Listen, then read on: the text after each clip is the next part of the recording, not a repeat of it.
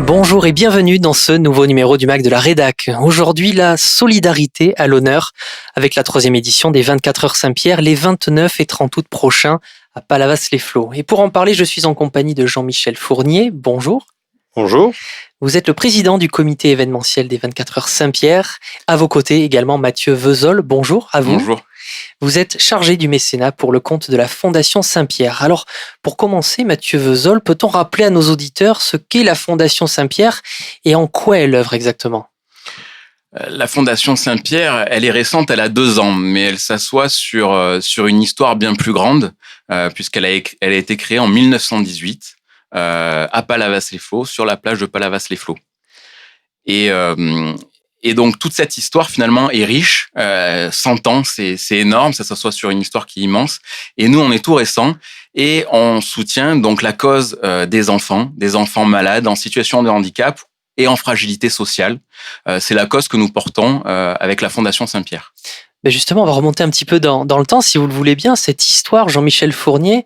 Donc, est-ce qu'on peut revenir un petit peu sur les débuts de cet Institut Saint-Pierre qui a vu le jour il y a un peu plus de 102 ans, exactement ? 102 ans, c'était en 1918, au sortir de la Grande Guerre, où effectivement la guerre avait fait des dégâts, encore plus chez les enfants, et il y avait beaucoup de problèmes de tuberculose notamment. Et les médecins et les grandes familles de Montpellier ont lancé une souscription pour acheter une maison en bord de mer parce que le traitement est sur le bord de mer avec le soleil et la mer était efficace. Et donc, ça a démarré comme ça avec l'achat d'une maison il y a 102 ans. Ensuite, cette maison s'est agrandie. Ensuite, il y a eu des sœurs qui se sont mobilisées pour soigner les enfants et faire les infirmières. Et au fil du temps, ça s'est développé comme ça. Et jusqu'à devenir un des plus grands hôpitaux pour enfants en soins de suite et de réadaptation de France. C'est-à-dire qu'en 2018, quand les 24 heures Saint-Pierre voient le jour, on a fêté à la fois le début des 24 heures Saint-Pierre et puis les 100 ans de l'Institut. Et c'est très important parce que c'est l'histoire on parlait tout à l'heure de partage, c'est une histoire de partage. C'est-à-dire que l'hôpital s'est étendu au travers de partage, de solidarité. On parlait des sœurs qui sont venues soigner les enfants, mais on peut parler des pêcheurs palavasiens aussi. C'est ce qui nous a été raconté, qui amenaient du poisson régulièrement pour que les enfants puissent en manger. Donc il y avait cet aspect partage déjà qui était présent. Votre histoire à vous, comment vous êtes engagé sur cette Fondation Saint-Pierre et sur ces 24 heures Saint-Pierre ? Vous êtes bénévole vous-même, Jean-Michel Fournier ? Oui, alors c'est une histoire personnelle en fait. Moi j'ai une fille qui s'appelle Juliette, dont je suis très fier, qui termine une licence de Sciences Po à Montpellier et qui a été pendant 11 ans suivie à l'Institut Saint-Pierre, l'hôpital. Un problème d'infirmité motrice cérébrale, donc c'est très complexe, elle est en fauteuil électrique, mais je suis très reconnaissant à l'hôpital parce que elle a pu suivre des soins et elle avait une scolarité externe, mais beaucoup d'enfants, parmi les 10 000 qui passent là chaque année, suivent une scolarité. Il y a 14 salles de classe. C'est peu connu ça ? Oui, absolument, c'est pour ça que j'en parle, vous me tendez la perche. Il y a 14 salles de classe au sein de l'hôpital, de la moyenne maternelle à la terminale. Et aujourd'hui, on a des cas extraordinaires de médecins orthopédiques, de journalistes, et des gens qui ont pu suivre un circuit académique et c'est vital pour eux. Même question pour vous, Mathieu Veuzol, vous êtes salarié de la Fondation Saint-Pierre, qu'est-ce qui vous y a amené ? Vous êtes montpelliérain de base ? Je suis montpelliérain, mais finalement, après avoir fait un cursus dans les sciences, ce qui n'a pas forcément à voir grand-chose avec la levée de fonds et les fondations, je me suis très vite, je suis rentré dans le monde des entreprises, dans les clusters, les associations d'entreprises, et je suis rentré dans le monde des fondations en 2013, et j'ai senti que mettre du sens dans son activité professionnelle, en tant que salarié aussi. Le bénévolat est essentiel, mais il était essentiel aussi dans son activité de salarié de donner du sens. Et se mobiliser et se battre pour des causes, alors toutes les causes sont louables, il y en a beaucoup, chacun doit trouver finalement sa cause quand on s'engage en tant que bénévole, salarié ou autre. Et donc ici à la Fondation Saint-Pierre, la cause de l'enfant, de la santé de l'enfant est quand même une cause immense, une cause importante. Ça touche tout le monde. C'est assez fédérateur et donc du coup, ça avait beaucoup de sens de se mobiliser et de s'engager dans cette aventure avec toute l'équipe qui nous m'entoure. On n'est pas si éloigné des sciences finalement parce qu'il y a des pathologies traitées à l'Institut qui sont relativement complexes en termes de sciences derrière. Complètement. Et d'ailleurs, ça me fait aller sur ce que la Fondation souhaite soutenir.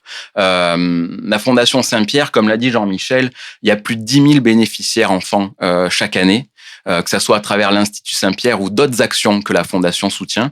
Et donc, notre mobilisation, on a 4 axes de développement, 4 axes de soutien à la Fondation Saint-Pierre.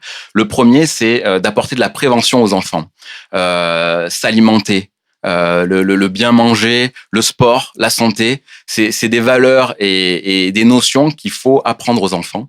Donc ça, c'est un premier axe. Ensuite, la recherche et le développement, c'est là où j'en viens aux sciences. On doit soutenir la recherche et le développement sur tout ce qui est pédiatrique, on va dire la médecine pédiatrique. Et donc, dans ce cadre-là, par exemple, on organise un grand prix de l'innovation qui va soutenir des startups, des projets innovants pour améliorer la vie de ces enfants. Ensuite, le troisième axe, c'est tout ce qui est l'aide aux aidants. L'aide aux aidants, c'est autant les aidants professionnels, on en a beaucoup parlé ces temps-ci par le contexte sanitaire, mais aussi les familles. Avoir un enfant malade, un enfant en situation de handicap, c'est quand même un événement important dans une famille, dans une fratrie, et donc on doit accompagner, écouter ces familles, et donc nous, on doit créer des projets et les accompagner pour ces personnes-là. Et le dernier axe, c'est l'éducation. Je vous ai parlé d'enfants en fragilité sociale. Jean-Michel a parlé de la scolarité. Un enfant ne peut s'accomplir et s'épanouir. Ils ont une pathologie ou un handicap. Déjà, il faut assurer une scolarité pour pas avoir la double sentence d'un problème de santé et en plus d'un décrochage scolaire. Et à ça, il faut rajouter la culture. Un enfant s'épanouit si on lui apporte de la culture, l'art, la musique. Ce sont des projets que l'on amène dans l'Institut Saint-Pierre et dans d'autres lieux pour que ces enfants, tout en étant soignés, aient accès à ça.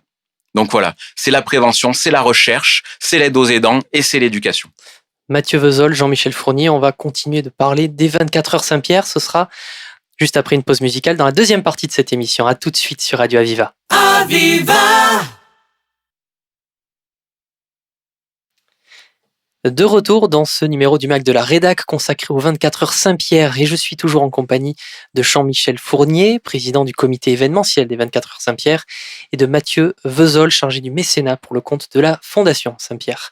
Alors l'an dernier, les 24 heures Saint-Pierre ont permis de collecter près de 216 000 euros de dons au bénéfice de la Fondation. Question simple, à quoi a servi cet argent sur l'année écoulée ?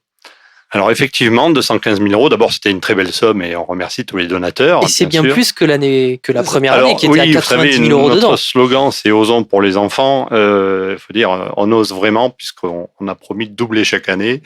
Première année, on a fait 93 000 euros. L'année dernière, 215 et cette année, l'objectif que l'on a signé, c'est 400 000 euros. Voilà, donc la cause de mérite, sincèrement la cause de mérite.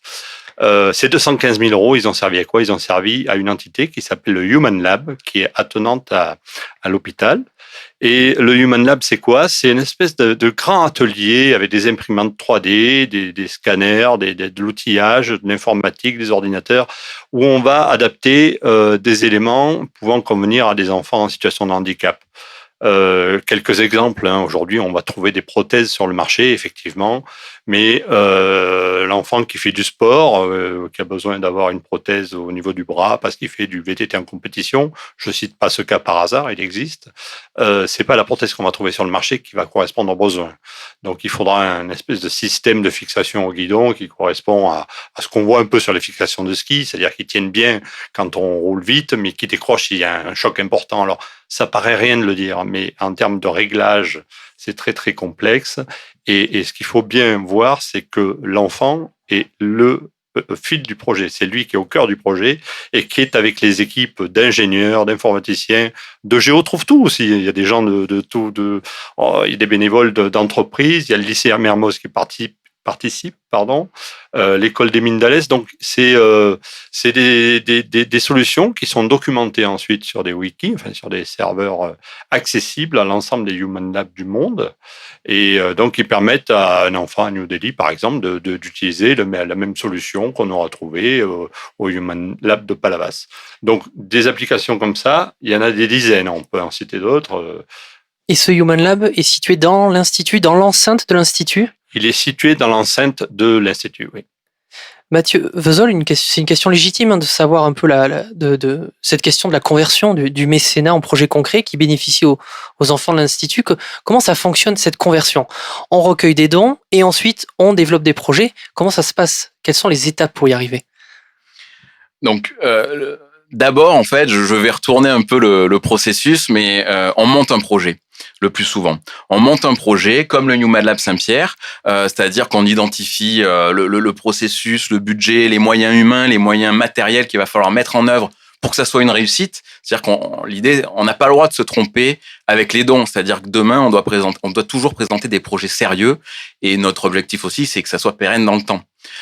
Et donc, c'est le cas du Human Lab. Et donc, pour prendre cet exemple-là, le projet a été monté sur le papier avec son ambition.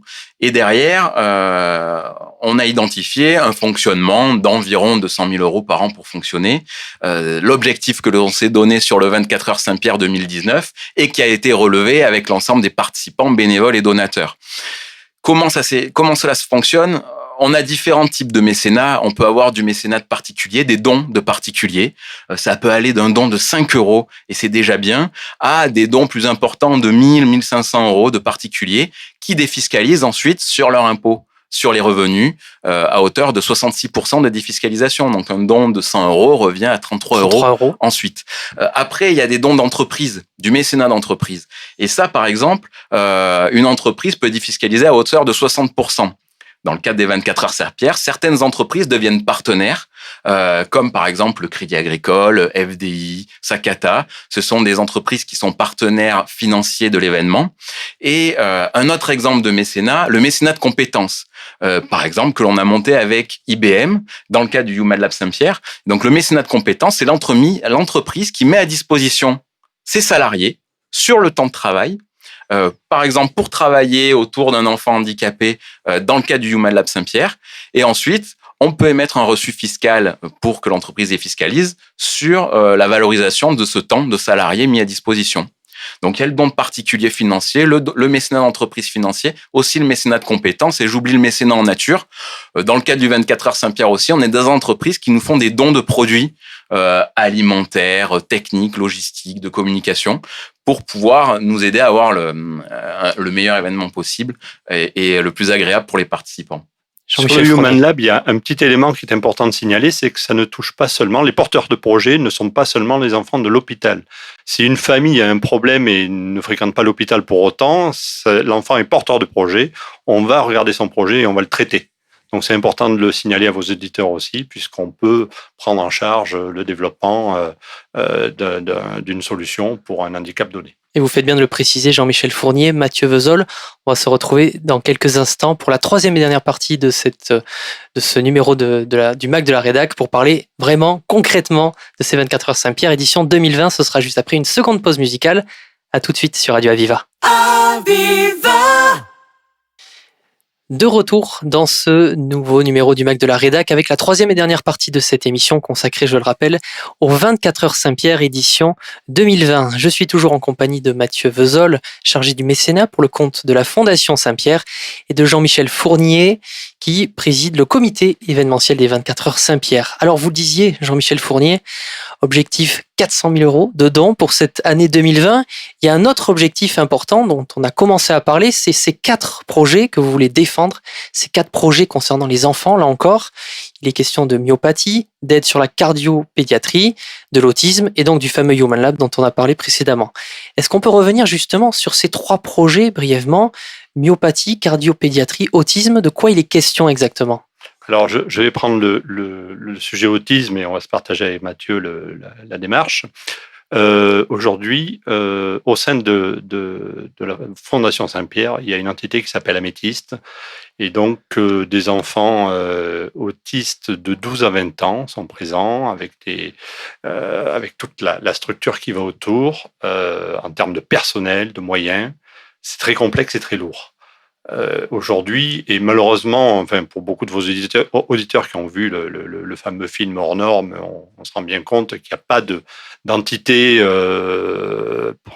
qui prenne en charge ces enfants-là. Avec Vincent Cassel et Reda Kateb. Voilà, vous l'avez vu, et c'est très évocateur. Et donc, la Fondation Saint-Pierre a décidé de prendre cette entité et de la faire vivre, mais elle ne reçoit pas de fonds publics aujourd'hui. Pas en tout cas pour couvrir ses besoins. Et il nous est apparu extrêmement important qu'on puisse continuer à assister ces familles qui ont des enfants atteints d'un autisme souvent lourd. Donc on a une cellule très spécialisée là-dessus et reconnue. Il reste aussi myopathie, cardiopédiatrie. Mathieu Vesoul, un mot peut-être sur ces deux projets-là? C'est important de rappeler le pourquoi du 24 heures Saint-Pierre. C'est-à-dire qu'en fait, on s'engage pour une cause, celle des enfants malades et en situation de handicap. Et cette année, on a décidé de soutenir 4 projets. Donc, on a déjà parlé du Human Lab Saint-Pierre tout à l'heure. Là, maintenant, de l'autisme, c'est déjà 2 projets. Le suivant, il y a un projet de recherche en cardiopédiatrie qui est porté par le CHU de Montpellier, le CHU de Montpellier et l'Institut Saint-Pierre de Palavas. Donc, c'est coporté par plusieurs équipes. Et c'est un projet de recherche en cardiopédiatrie, donc pour des enfants atteints de maladies du cœur et leur permettre une réhabilitation par le sport. Et donc du coup, parce que pour ces enfants, les gestes de la vie quotidienne, que ça soit marcher un moment pour aller à l'arrêt de bus, pour aller au collège, on parle même pas peut-être pour suivre les cours d'enseignement sportif à l'école, ça nécessite vraiment une rééducation forte. Et donc, du coup, ce projet de recherche sert à mettre en avant cette compétence et cette nécessité. Ça, c'est le projet de recherche en cardiopédiatrie qui sera soutenu par le 24 heures Saint-Pierre cette année. Et le dernier projet, c'est un projet qu'on appelle de stage bien-être pour des enfants atteints de myopathie FSH. FSH pour fascio-scapulo-huméral. C'est une myopathie qui touche le haut du corps. Et pourquoi ce projet? Parce que tout récemment, la Fondation Saint-Pierre, je l'ai pas cité au début, mais c'est une fondation reconnue d'utilité publique et abritante. On a pour vocation aussi à abriter d'autres fondations.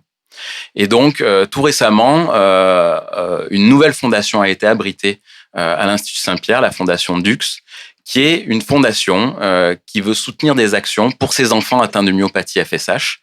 Et donc, en fait, c'est une myopathie qui est rare, qui dépend d'un gène, le gène DUX, et qui est souvent plus grave chez les enfants. C'est-à-dire quand ça se déclare chez les enfants, c'est plus grave que chez les adultes. Et donc l'idée de ce projet de stage bien-être, c'est d'apporter du bien-être et du répit aux familles en finançant des stages pour ces enfants. Donc les 400 000 € que l'on a pour ambition de collecter avec vous tous, donateurs, bénévoles, participants, mécènes, ça sera pour soutenir ces 4 projets que l'on vient de citer. C'est un événement caritatif et sportif, on l'a bien précisé en début d'émission. 2 challenges pour les équipes qui veulent participer. Le fameux challenge Terre et Mer, le même que l'an dernier avec du volleyball, avec du paddle, mais il y a une différence cette année. Le paddle ne se fait pas en équipe sur le paddle, si j'ai bien compris. C'est un paddle je reprends votre propos, vous avez absolument raison, c'est caritatif et sportif, mais c'est très, très, très festif. Donc là, on a parlé de choses extrêmement sérieuses et je tiens à préciser que la fête est de rigueur. Pendant ces 24 heures, tout le monde à la banane, les participants et même les bénévoles, même ceux qui surveillent la course à 3 heures du matin, ils sont très heureux, très fiers d'être là et ça leur donne un excès de sérotonine qui se retrouve toute l'année puisqu'ils reviennent d'année en année. Exactement. Pourtant, c'est difficile. Donc, effectivement, c'est très important. Dans le contenu, effectivement, on aura toujours la course par équipe. La course 24 heures de course. Voilà, par équipe de 12 si possible. Enfin, de 6 à 12, mais bon, courir à 6 sur 24 heures, c'est plus compliqué avec les grands sportifs.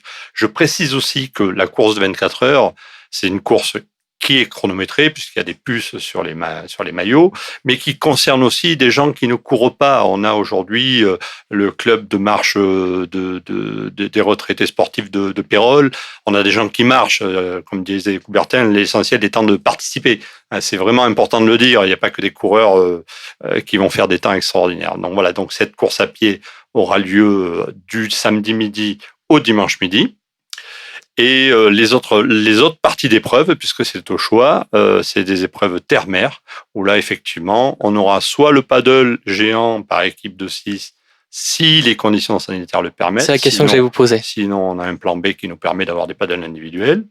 Et puis, un parcours en bord de plage où on mesure des temps. Et pour finir, on avait, Mathieu, le volleyball, le beach volley, du coup. Voilà. Donc, mais effectivement, on est en train d'adapter l'ensemble des opérations et des 24 heures aux contraintes Covid parce qu'on est en relation directe via la mairie et donc la préfecture pour faire attention effectivement à tout le monde, y compris pour la partie festive et restauration, parce que vous avez bien compris que au sein d'une fondation comme la nôtre, qui détient un hôpital, on ne va pas faire n'importe quoi.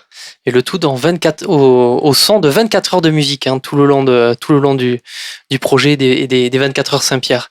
Messieurs, avant de terminer, on peut peut-être donner à nos auditeurs un moyen de s'intéresser, de trouver des informations, de faire des dons, ou peut-être même de participer en tant que bénévole. Mathieu Vesoul. En effet, ce qu'on demande à vos éditeurs, c'est d'oser avec nous. Vous l'avez compris, notre slogan, c'est osons pour les enfants. Tout le monde ose, qu'on soit bénévole. Donc c'est là où je lance un appel. On a besoin de bénévoles. Venez oser en tant que bénévole. Osez créer une équipe pour l'une de ces 2 épreuves sportives. Venez faire du yoga. Il y a aussi un lever de soleil, un cours de géant de yoga le matin, le soir. Venez encourager les équipes, venez participer, soyez donateurs. Donnez sur une équipe, vous pouvez pas être là, vous voulez soutenir n'importe quelle équipe, donnez. Comment faire pour tout ça? Vous allez sur le site internet du 24 heures Saint-Pierre, c'est www.24heuressaintpierre, 24h Saint-Pierre tout attaché.org. Toutes les informations sont dessus et donc venez oser pour les enfants avec nous. Mathieu Vesoul, merci beaucoup. Je rappelle que vous êtes chargé du mécénat pour le compte de la Fondation Saint-Pierre. Et merci à vous également, Jean-Michel Fournier. Vous êtes le président du comité événementiel des 24 heures Saint-Pierre, où l'on risque de voir une équipe de Radio Aviva très certainement. Donc on vous dit à très bientôt. Entraînez-vous. Bien sûr, on sera là, présent. Et c'est ainsi que se termine ce numéro du MAC de la Rédac. Je vous dis à très vite sur les ondes de Radio Aviva.